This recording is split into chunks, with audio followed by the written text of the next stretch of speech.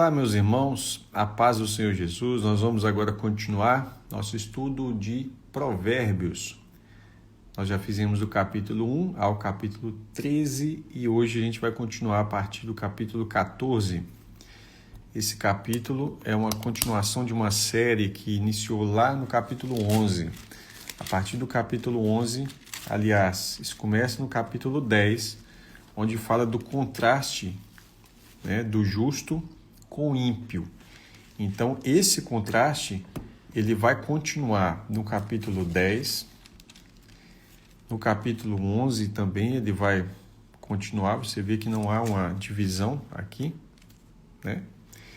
No capítulo 12 ele continua também, o assunto é o contraste entre o justo e o ímpio. Aí, o capítulo 13 também continua. Capítulo 14, que é que nós vamos fazer agora, né? Capítulo 15, esse assunto vai estender por Provérbios, olha, capítulo 16, capítulo 17,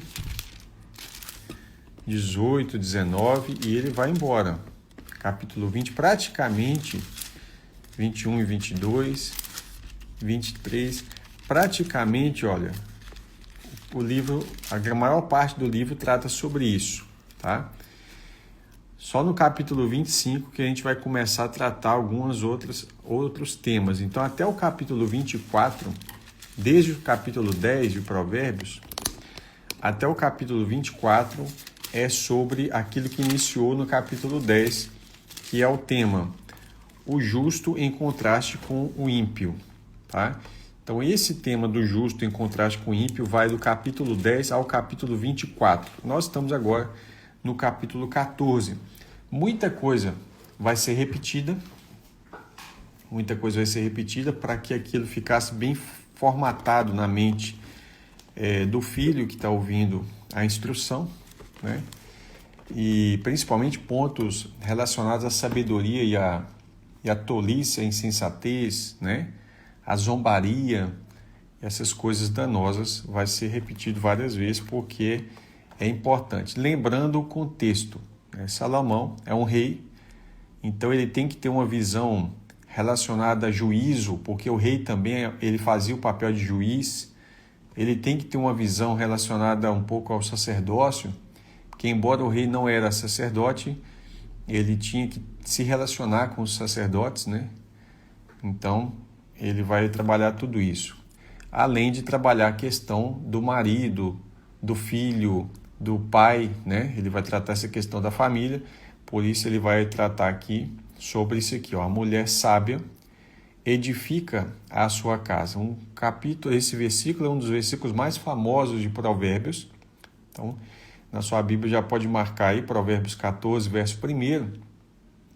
A mulher sábia edifica a sua casa. É interessante ele falar isso, porque do ponto de vista de muitas pessoas, eles podem achar que a capacidade de construção de uma casa ou de uma família, ela é prioritariamente do homem, e não é. Né? Ele coloca aqui um poder muito grande na mão da mulher, que é o poder de edificar ou de construir uma família, ou também ele fala, a insensata derruba com as próprias mãos. No período que nós estamos vivendo hoje, nós temos um período de insensatez, onde há uma guerra, né, do feminismo contra a família. Então, você vê que as próprias mulheres estão sendo insensatas a ponto de destruir a própria casa, né? E elas estão achando que isso é ser inteligente, que isso é ser sábio, né? Na verdade, isso aí é se distanciar das responsabilidades, se distanciar dos propósitos, né? E uma desconstrução, literalmente isso já fica na boca das feministas e outros grupos relacionados, né? A desconstrução da família e da feminilidade, né? Mas a mulher, ela, quando ela é sábia, ela tem esse potencial de edificação. Muitas famílias são sustentadas pela força da mulher, né? A gente sabe isso claramente, que a mãe, principalmente quando ela é mãe, ela tira a força da onde você olha e fala assim, como pode a pessoa suportar isso e tá tão firme, né? Às vezes, para não levar os filhos aos problemas, ela sustenta aquela casa ali com todas as dificuldades que enfrenta. Dificuldades essas, deixa eu deixar um parêntese, que é inadmissível para grande parte das mulheres hoje, desde que o seu marido não seja milionário. Porque quando o homem é muito rico, essas mesmas dificuldades, elas não são levadas em conta pela própria sociedade. Há uma hipocrisia no ar, né? Quando o marido é muito rico, ele pode agir da mesma forma que aquele pobre, onde as pessoas não aceitariam de forma alguma coisa. Você não pode aceitar isso. Quando a pessoa é rica, a sociedade se cala, finge que está tudo bem, né? E ainda exalta aquela mulher, falando que ela é forte, ou que também, né? Por causa, se me pagar tanto por mês, ou se me der tudo que eu quero, eu também suportaria qualquer coisa. Então isso não passa de uma hipocrisia, zombar das mulheres que suportam determinadas circunstâncias para manter suas casas. Isso é hipocrisia, né? Vamos lá. Quem anda na retidão teme ao Senhor. Então aqui há uma frase interessante. Se você teme ao Senhor de fato, então você vai andar na retidão, ok? Mas quem anda nos caminhos tortuosos o despreza. Despreza quem? Despreza o Senhor. Então existem pessoas que dizem que são crentes, dizem que temem ao Senhor, mas não andam na retidão. E há uma tendência nesses últimos tempos de dizer que a pessoa vai ser salva mesmo não andando na retidão. Essa é uma das heresias mais graves que nós temos hoje.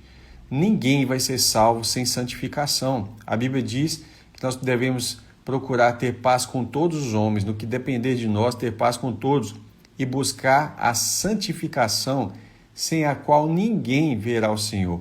Ninguém tem a abrangência absoluta. Então, quem anda na retidão, teme ao Senhor. Não existe essa pessoa que diz que teme ao Senhor, mas não anda na retidão.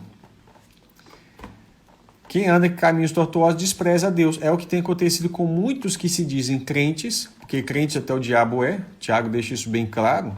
Você crê que há um só Deus? Faz bem. Os demônios também creem, né? Mas os demônios não obedecem, eles não andam em retidão. Então tem crente que está pior do que o demônio, que nem crê em Deus e crê direito. Na boca do tolo está a vara para sua própria soberba, ou seja, ele vai ser atingido pela sua própria fala, né? Mas os lábios dos sábios os protegerão. Quando não há bois, olha que verso interessante. Quando não há bois, o celeiro fica vazio, que é onde você recolhe a comida, né? Mas pela força do boi há abundância de colheitas. Isso aqui, evidentemente, está falando daquele cenário agrícola que eu tinha narrado anteriormente, né? E que eles viviam. Porém, isso aqui me mostra muitas coisas. Por exemplo, uma pessoa, quando ela não tem, vou pegar hoje, ela não tem maquinário, ela não tem equipamentos, né? Então ela não vai conseguir produzir bem, produzir muito. Mas quando não há bois, mas pela força do boi há abundante colheitas. Quando fala colheita, colheita é seara, né? Jesus fala assim, em Lucas 10, 2, a seara é realmente grande, mas os trabalhadores são poucos. Quem são os trabalhadores? São os bois, né? Por isso, peçam ao Senhor da seara que mande trabalhadores para a sua seara. Por que os trabalhadores são bois? Porque Paulo, quando ele vai falar disso, ele fala assim, que foi a respeito de nós, os trabalhadores, os obreiros, que a lei está escrito, não prenda a boca do boi, né? Enquanto ele debulha o grão, o trigo, né? Então, o que acontece? Paulo fala, será que Deus está preocupado com bois? Ou não é acerca de nós que ele diz? Certamente é acerca de nós. Então, o boi aqui, é claro que Salomão está falando literalmente do boi, mas eu estou fazendo essa aplicação baseado no que Paulo fala e Jesus também fala sobre os trabalhadores da seara e Paulo fala sobre os bois, né? Então, vamos pegar aqui sobre a questão da igreja em si. Quando não há trabalhadores, não há obreiros, né? O celeiro, que vai ser a congregação, vai ficar vazio. mas pela força do boi, dos trabalhadores ali, pelo empenho deles, que o reino de Deus é tomado pela força, há abundância de colheitas. Ou seja, orai a Deus que envie trabalhadores para a seara, porque realmente a seara é muito grande, né? Agora, Provérbios 14, 5. A testemunha verdadeira não mente. Claro, ele é verdadeiro. Mas a testemunha falsa despeja mentiras. Qual é o problema que Salomão sempre toca na testemunha falsa? Lembra que eu falei que o rei ele tem uma função jurídica. Ele é um juiz. Uma certa vez, duas mães dormiram. Uma delas dormiu em cima do filho e matou o seu próprio filho. O que ela fez? Ela trocou o seu filho com o filho de outra, que foi reclamar com o rei. E o rei falou o quê? Ele falou, olha, então vamos fazer o seguinte. Então ele exerce ali juízo, né? Ele está aplicando justiça. Ele fala, eu vou partir essa criança no meio e dou a metade para uma e metade para outra e acabou a briga. Uma delas ficou calada. Mas a outra, ela clamou ao rei, né? Ela suplicou ao rei para que não fizesse isso. Então ele falou, essa aí é a mãe, dá o filho para ela, né? Então, ele precisava instruir o filho também acerca das falsas testemunhas. Por quê? Chegariam muitas falsas testemunhas e ele fala, mas a testemunha falsa despeja mentiras. Então, você vai entender a importância de Salomão falar isso aqui, por quê? Lá em Deuteronômio 19, no verso 15, fala assim, uma só testemunha não poderá se levantar contra alguém por qualquer iniquidade ou qualquer pecado, seja qual for o pecado que cometer. Pelo depoimento de 2 ou 3 testemunhas, isso aqui está na lei, mas também você vai encontrar isso aqui, olha, em Mateus 18, 16, Jesus falando isso, 2 Coríntios 13, verso 1, Paulo fala isso, 1 Timóteo 5, 19, Paulo fala isso, e também em Hebreus 10, 28. Você vê que essa regra, ela entra para o Novo Testamento. Então, pela boca de 2 ou 3 testemunhas, né? Se estabelecerá o fato. Quando se levantar uma testemunha falsa, que é esse aqui, ó, que despeja mentiras contra alguém para acusar de alguma transgressão, então os 2 homens que tiverem demanda se apresentarão diante do Senhor, diante dos sacerdotes e dos juízes que houver naqueles dias. Os juízes examinarão o caso com cuidado. Se a testemunha for falsa e tiver testemunhado falsamente contra o seu irmão, eu estou lendo Deuteronômio 19, verso 18 agora eu vou para o 19, receberá o castigo que tinha em vista para o seu irmão. Então a testemunha falsa, quando ela é pega, ela vai receber o mesmo castigo que estava para quem ela estava testemunhando falsa. Então ele fala assim, exterminarão o mal do meio de vocês, para que os que ficarem ouçam, temam e nunca mais tornem a fazer semelhante mal no meio de vocês. Não olhe para ele com piedade, vida por vida, olho por olho, dente por dente, mão por mão e pé por pé. Ou seja, se ele estava testemunhando para a pessoa morrer e foi descoberto, é ele que morre. Para que serve essa legislação? Para matar as pessoas? Não, para as pessoas terem medo de ser falsa testemunha, tá? Então o rei tinha o poder da vida e da morte na mão dele. Então o rei era o representante de Deus aqui, né? Quando se trata das questões legais. Então ele está instruindo os filhos para que ele venha ficar atento com a testemunha falsa. E não é a primeira vez que ele fala esse provérbio, deve ser a 3ª ou 4ª vez já que ele fala da falsa testemunha. O zombador procura a sabedoria e não encontra. A mente de um zombador, ela foi treinada para desprezar a sabedoria, tá? E quando ele procura, ele não acha. Mas o sábio, olha que legal, adquire conhecimento com facilidade. Fuja da presença do insensato. Por que você acha que Salomão está falando com o filho dele assim, olha, sai de perto do tolo, do idiota, sai de perto dele. Porque nele você não encontrará palavras de conhecimento. Porque ele não poderia falar assim, olha, você que é sábio, pode conviver com o insensato e está tudo bem. Não está tudo bem, não. Você é fruto do seu convívio. Por isso a Bíblia fala, né, que as más companhias corrompem os bons costumes. Algumas traduções está más conversações, porque companhia, evidentemente, vai levar a conversa, né? A sabedoria do prudente é entender o seu próprio caminho. E aí nós precisamos olhar para nós e perguntar, será que nós estamos entendendo o nosso próprio caminho? né? Mas a insensatez do tolo é enganadora. Vamos continuar, que tem alguns pontos importantes mais para frente. Os insensatos zombam do pecado. Você já viu pessoas zombando do pecado? Tem gente demais que faz isso. Mas entre os retos há boa vontade, principalmente para vencer o pecado. O coração conhece a sua própria amargura, e da alegria que ele sente, os estranhos não poderão participar. Então, existe uma situação que talvez aqui na frente vai ser dito no 13º verso, que é o seguinte: coração conhece a sua própria amargura, só você sabe as suas dores, só você conhece os seus traumas, só você conhece suas limitações, a sua tristeza. Às vezes você está rindo, mas você nem sempre está rindo porque está de coração alegre, né? Às vezes você ri para ser forte e não transparecer a sua tristeza. Mas eu tenho uma dica para você. Viva o seu luto. Passe o seu período de luto para que você não fique amargo. Sabe? Nós hoje ocidentais temos uma dificuldade muito grande de expressar a tristeza. E isso causa graves danos para o nosso coração, para a nossa mente e cria raízes que vai prejudicar a nossa trajetória. Nós temos dificuldade em expressar nossa tristeza e ela vai se solidificando dentro do nosso interior. Esse é um grande problema. A casa dos ímpios será destruída, mas a tenda dos retos florescerá. Há caminho, verso também outro, além do primeiro verso, que a mulher sábia, né, edifica sua casa, insensata e derruba com as suas próprias mãos. Esse verso aqui é outro verso famoso do versículo 14. Há caminho que para os homens, né, para o ser humano, parece direito, mas o fim dele é caminho de morte. Então, o verso 12 também, destaca ele aí, é um dos versos principais desse capítulo, tá? Aqui entra o verso que eu tinha citado. Até no riso o coração pode ter dor, e o fim da alegria pode ser a tristeza. Então, até naquele sorriso que você vê uma pessoa alegre, né?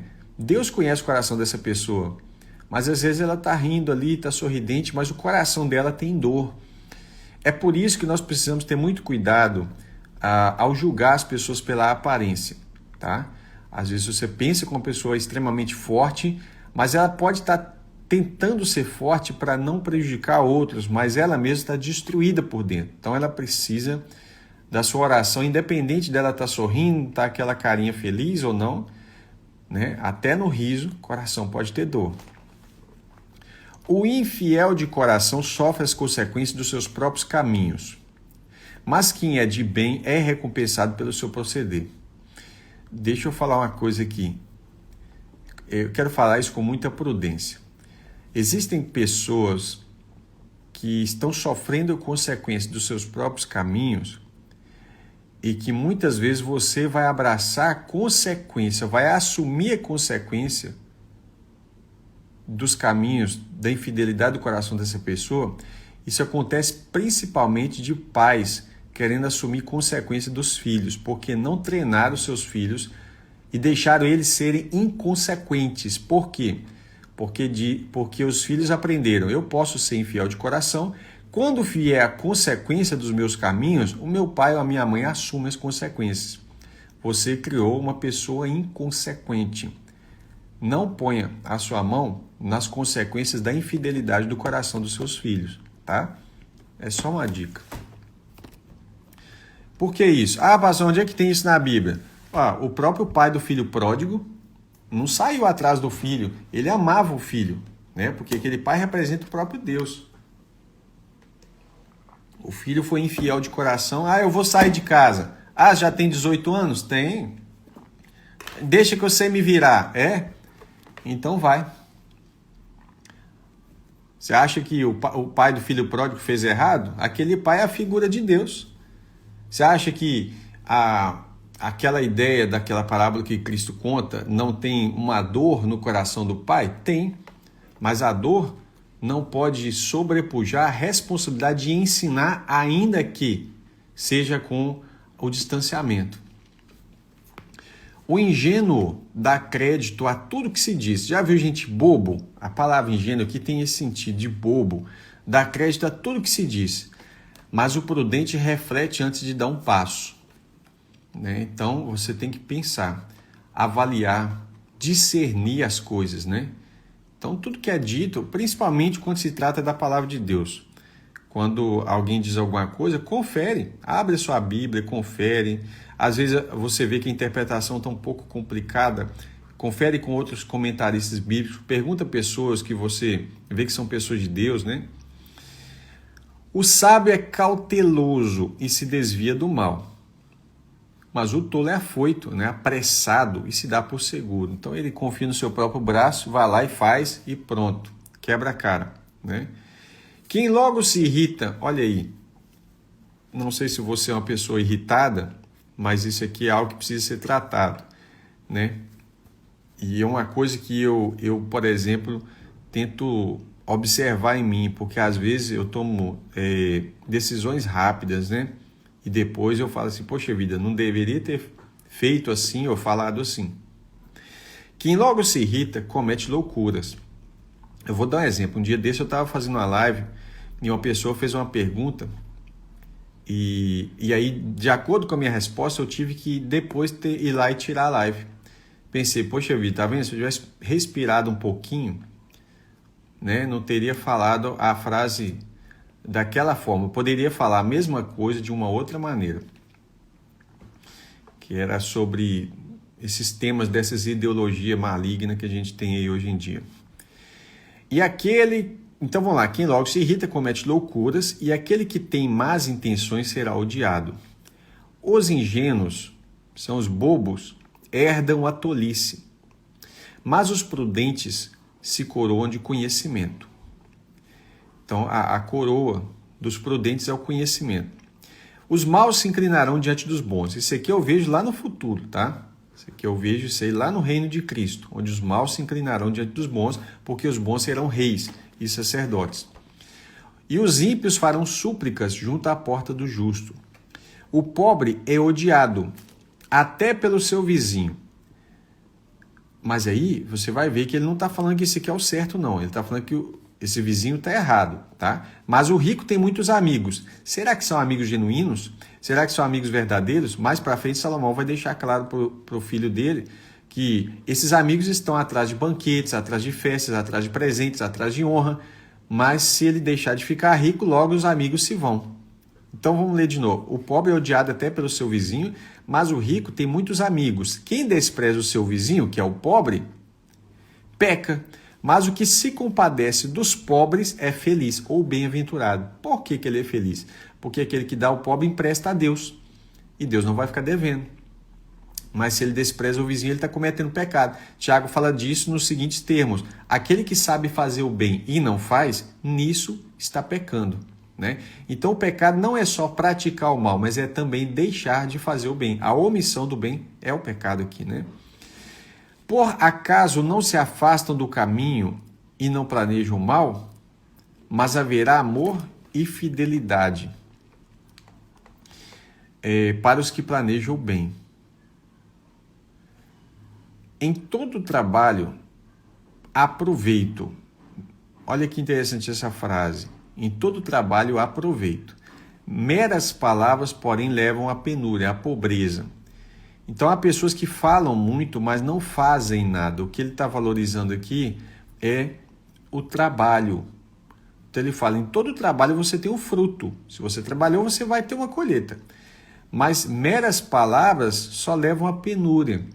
Então, há pessoas que têm muitas ideias, né? Você vai ver muitas pessoas sonhadoras, que têm muitas ideias, que falam, que pensa assim, que acha, mas na hora que bota a mão na massa, eu sempre falo isso, é importante as pessoas botarem a mão na massa para poderem experimentarem. Porque um dia desse eu estava brincando com o meu filho na rua e olhava as pessoas fazer as atividades e eu falava assim, lá, aquilo ali é fácil, né? Por exemplo, o serviço de um pedreiro, né? É só colocar um tijolo em cima do outro e pronto, levantou uma parede, né? Aí ele olhava e ficava rindo, né? Aí eu falava assim, é engraçado, né, Luiz? Você pegar e olhar as pessoas fazendo é fácil. Tenta empilhar um tijolo em cima do outro, alinhado, de baixo até em cima, fazendo fileira por fileira, fazer tudo aquilo ali direitinho. Tenta fazer e ver se é fácil, né? Aí eu olhava para o outro assim, aquilo ali é fácil. Por quê? Quando as pessoas estão em meras palavras, elas acham que tudo é fácil. Isso aqui por exemplo, um filho que não foi preparado para o mundo do mercado, ele acha que ele vai chegar aos 18 anos e automaticamente ele vai estar fichado, bem fichado, com 20, 22 anos, ele já tem a casa própria e o carro próprio. Por quê? Porque ele está vivendo de ilusão, meras palavras, levam à pobreza, tá? Em todo trabalho aproveito, meras palavras levam à penúria. Para os sábios, a riqueza é coroa. Lembra que eu falei aqui da coroa, né? Os prudentes se coroam de conhecimento? Mas a tolice dos insensatos não passa de tolice. A testemunha verdadeira salva vidas. Enquanto nós lemos aqui no verso 5, que a testemunha verdadeira não mente, por isso que ela salva vidas, mas a testemunha falsa despreza mentiras. Então ele é mentiroso, então ele está com ódio de alguém, ele está sendo pago para testemunhar, como fizeram das falsas testemunhas contra Jesus Cristo, né? Se eu não me engano, teve falso testemunho contra Estevão e Paulo também. Então a falsa testemunha despreza mentira, é obra de Satanás, porque ele é o pai da mentira. Então, a testemunha verdadeira salva vidas. Mas quem profere mentiras é enganador, que é um dos títulos de Satanás, né? Na última fileirinha. Quem teme ao Senhor, lembra quem teme ao Senhor? Ele falou no início desse capítulo, olha, aqui no verso 2. Quem anda na retidão teme ao Senhor, né? O que anda no caminho tortuoso despreza ao Senhor. Então, quem anda na retidão teme ao Senhor. Então, se você anda na retidão, quem teme ao Senhor tem forte amparo, e isso é refúgio para os seus filhos. Olha aí. Mas quem anda na retidão, ele vai andar na retidão, inclusive enquanto está cuidando ou instruindo seus filhos. Lembra disso. O temor do Senhor é fonte de vida. Olha aí, fonte de vida, temor do Senhor, para evitar os laços de morte. Vamos entender o que é o temor do Senhor, que é o princípio da sabedoria? Ele fala: quem anda na retidão teme ao Senhor. Então, andar na retidão está relacionado com o temor do Senhor. Se você anda na retidão, você evita os laços de morte, é fonte de vida.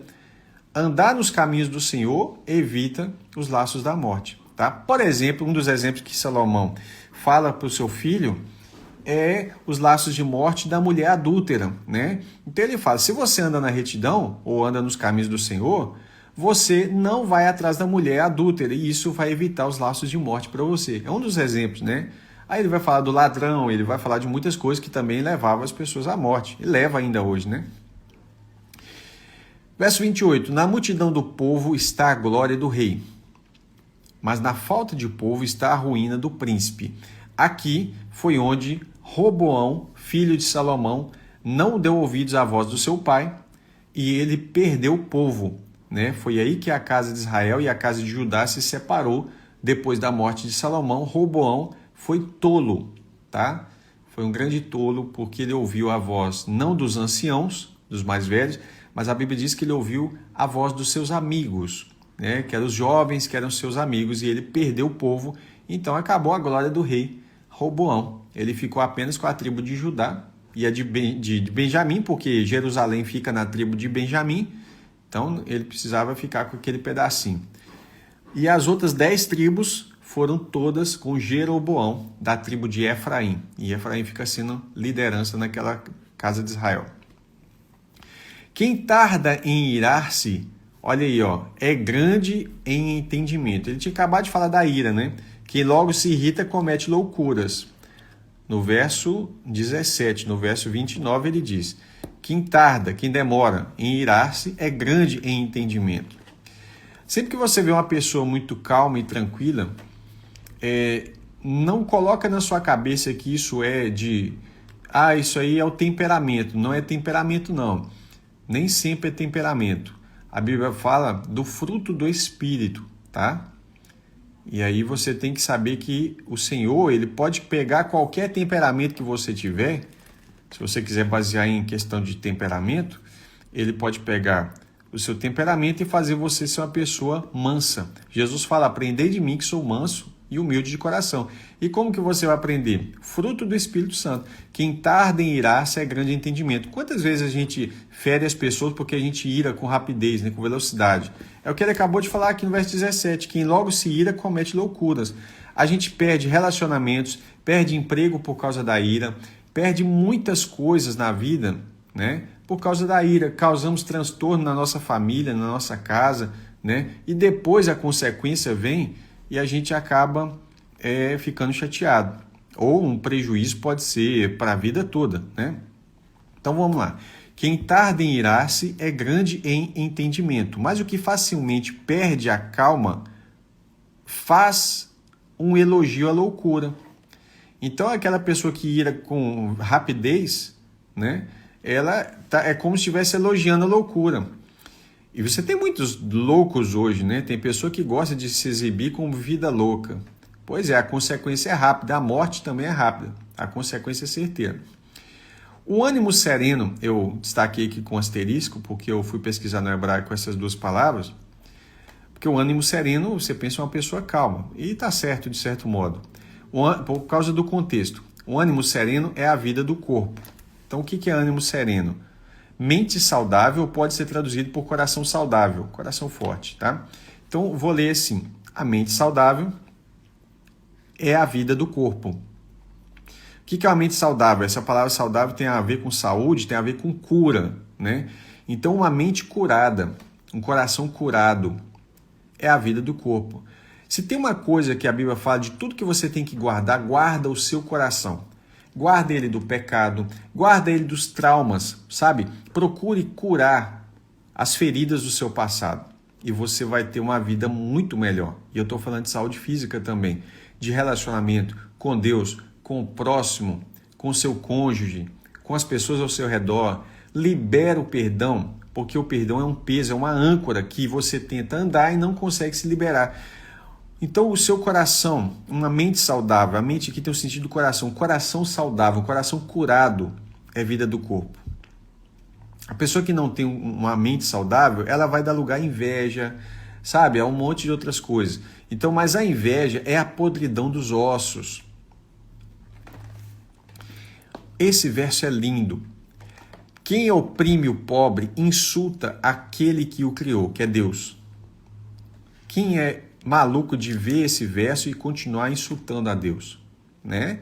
Quem oprime o pobre, você aí que é patrão, por exemplo, eu fiz um estudo agora, um devocional, ontem, né? Lá no canal Devocional Bíblico Online, sobre, quando o Tiago fala no capítulo 5, advertência aos ricos. Eu falei muito sobre isso. Quem oprime o pobre insulta aquele que o criou, mas a opressão não vem só do patrão não, tá? Ela pode vir do pastor que ignora a ovelha que está passando necessidade. Ela pode vir do irmão que está sentado no banco, sabe que o outro irmão está passando necessidade e não faz nada por ele. E várias coisas. Pode ser um parente seu que está passando necessidade. Quantos filhos que se dizem cristãos e não sustentam seus pais na velhice, não ajudam eles a comprar os medicamentos, não ajudam eles com nada. É um absurdo, né? Principalmente os pais, que a Bíblia diz que os pais é o primeiro mandamento com promessa. Olha, o primeiro. Pensa, todos os mandamentos que existem, todos, são 613 mandamentos catalogados. De todos os mandamentos, mesmo aquele mandamento, honra o Senhor teu Deus de todo o teu coração, que é o primeiro e grande mandamento, o primeiro mandamento com promessa, que é um que tem uma promessa para você, de longevidade e prosperidade, é honra o teu pai e a tua mãe. Já parou para pensar? Mas vamos lá, por quê? Porque Deus é pai, e essa representação do pai e da mãe está ali, né? Se você não honra os seus pais, que é a autoridade imediata sobre sua vida, como é que você pode falar que honra a Deus, né? Não tem jeito. Vamos voltar para a questão do pobre. Aquele que oprime o pobre insulta aquele que o criou. Eu vou te dar um outro exemplo que você pode oprimir o pobre sem perceber. Quando você ostenta. Toda ostentação é uma opressão. A ostentação é uma humilhação para aquele que não pode possuir o que você possui. Ou não pode ser, no nível de educação, aquilo que você é hoje. Então, toda ostentação, seja de sabedoria, seja de bens materiais, toda ostentação é pecado. Toda ostentação é uma opressão contra o pobre. E quando você faz isso, você está insultando a Deus. Olha como é que é maluco a pessoa que ostenta, né? E hoje, na era das redes sociais, você vê a ostentação e os crentes entram muito nessa onda. Existe a ostentação de templos, né? de salão de igreja, a ostentação as pessoas gostam de ostentar que elas fazem parte de uma marca, né? Igreja tal, tudo isso é ostentação, né? Vamos lá, de novo, quem oprime o pobre insulta aquele que o criou, mas o que se compadece do necessitado honra a Deus. Por que eu destaquei aqui, né? Que a relação de insultar o pobre insulta a Deus, mas quando você se compadece, você honra a Deus. Jesus fala em Mateus 25 que ele vai chegar para dois grupos de pessoas, os bodes à sua esquerda e as ovelhas à sua direita. Ele vai dizer para as ovelhas: vinde benditos do meu Pai, né? Possuí por herança o reino que foi preparado para vocês desde a fundação do mundo. E aí ele vai falar, por quê? Aí ele explica o porquê. Porque eu tive fome, vocês me deram de comer, etc e tal. E eles vão perguntar, quando? Quando fizeram para um dos meus pequeninos. E aí depois ele vira para os bodes que estão à esquerda e diz: apartai-vos de mim, malditos, para o fogo eterno, que foi preparado para o diabo e seus anjos. Foi preparado para o diabo, mas vocês estão indo para lá. Por quê? Porque eu tive fome e vocês não me deram de comer. Estive nu, vocês não me deram de vestir. E uma série de outras coisas. E eles perguntam, mas quando? Quando deixaram de fazer para um dos meus pequeninos. E aqui se encaixa. Quer ver outra coisa? Eu anotei Provérbios 3, verso 9 e 10. E a gente vai para lá agora rapidinho e voltamos para cá. Tá? Provérbios 3, verso 9 e 10 fala assim, ó. Honre ao Senhor, aqui ó, com seus bens. Honre ao Senhor, guarda essa frase. Honre ao Senhor com seus bens e com as primícias de toda a sua renda. Aí é uma promessa. E os seus celeiros ficarão completamente cheios e os seus lagares transbordarão de vinho. Voltando para cá, ele fala, mas o que se compadece do necessitado honra a Deus. Viu? Eu falei honra ao Senhor, honra a Deus com as primícias. Uma das formas de você honrar a Deus com as suas primícias é fazendo esmolas. Jesus ensinou a esmola. Tá?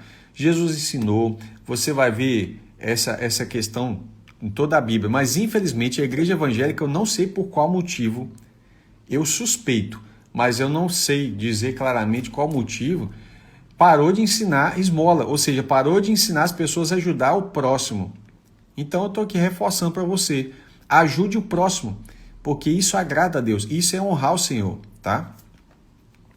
O ímpio é derrubado pela sua maldade, mas o justo até na morte tem esperança.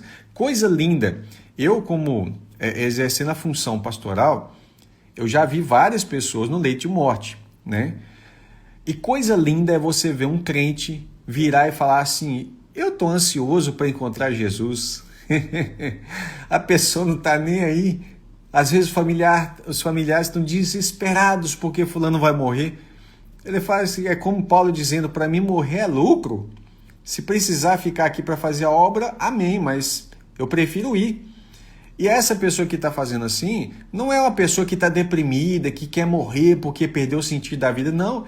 É a pessoa que simplesmente entendeu que chegou a hora de partir, está com a vida preparada e estou pronto para ir, estou feliz. Olha, né? Eu me lembro do grande teólogo, né, o teólogo chamado Russell Shedd. O Russell Shedd, se eu não me engano, ele foi câncer, né? E aí perguntaram para ele assim, olha, como é que tem sido a experiência do senhor, assim, com essa doença? E ele falou, olha, tem sido interessante porque ela tem me aproximado cada dia mais de Deus, tem mostrado como que a vida passa e etc e tal. E a conversa dele não tinha nada de tristeza. Você via a conversa dele e era simplesmente uma gratidão ao Senhor pelos últimos ensinamentos que ele estava ainda recebendo do Senhor. Ai, meu Deus, que coisa linda. No coração do prudente repousa sabedoria, mas o que há no interior dos tolos logo se manifesta. Como se manifesta? Pelas suas atitudes, né? São pessoas hostis nos seus olhares, na sua forma de falar, no tom da sua voz, no conteúdo das suas palavras, na maneira que ele trata as pessoas. Tiago vai falar sobre isso. Ele fala assim, há algum sábio e entendido ou inteligente entre vocês? Mostre pela sabedoria, em mansidão, como trata as pessoas. Mostre pela forma que você trata as pessoas. Então, sábio e entendido, ou sábio e inteligente, ele não é sábio porque tem conhecimento, mas ele é sábio porque ele tem tratamento. Essa é a grande diferença do sábio e da pessoa que tem conhecimento. Ter conhecimento, qualquer boca aberta pode ter. mas ser sábio, não. Ser sábio é uma virtude que ela se expressa nas suas atitudes, no seu comportamento e como você trata as pessoas. A justiça é a glória da nação, mas o pecado é a vergonha dos povos. E aí eu chamo atenção para o nosso Brasil. Um povo que a gente sempre elogia, sempre fala que é um povo alegre, é um povo assim, mas é um povo que infelizmente também se vangloria dos seus pecados. É um povo que tem prazer em dizer que é o esperto, que passa a perna nos outros, é o jeitinho brasileiro. Que nós venhamos orar para a nossa nação, porque vai chegar uma hora, nós vamos colher fruto do pecado do nosso povo. O servo prudente recebe o favor do rei. E aqui ele está falando de rei, ele é um rei, né? Então ele sabe do que ele está falando. Ele está dizendo, eu favoreci muitos servos prudentes na minha vida, né?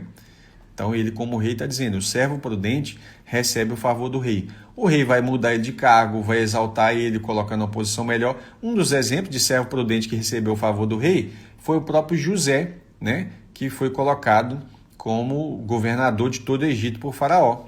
Ele foi um servo prudente que recebeu o favor do rei. Com Daniel também vai acontecer isso na Babilônia, né?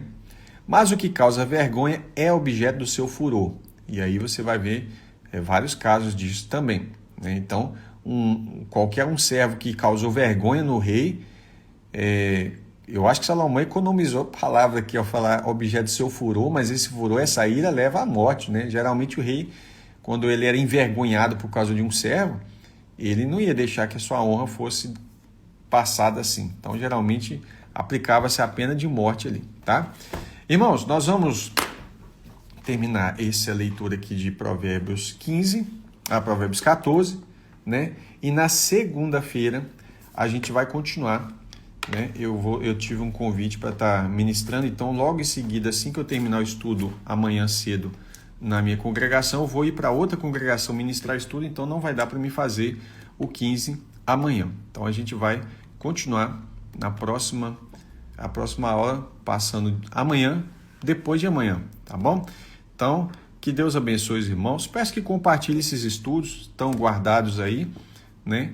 Desde o capítulo 1, e que Deus abençoe vocês. Até a próxima oportunidade, se Deus quiser, viu?